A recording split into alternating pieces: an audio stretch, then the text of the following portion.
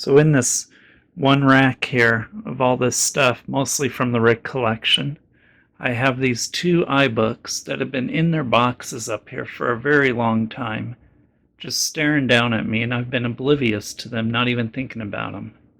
So I think it's time I take them down, or at least one of them, and see what we have.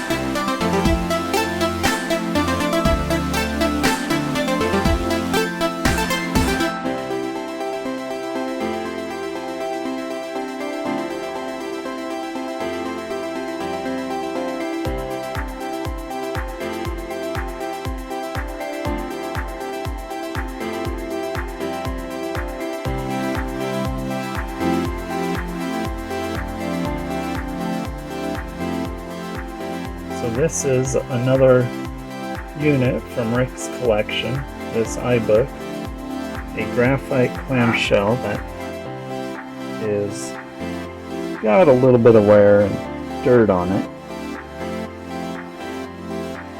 Has been used, I'm going to guess, quite a bit.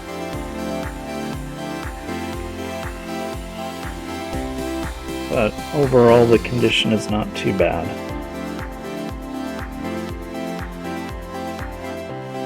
So that's where I'll end this video.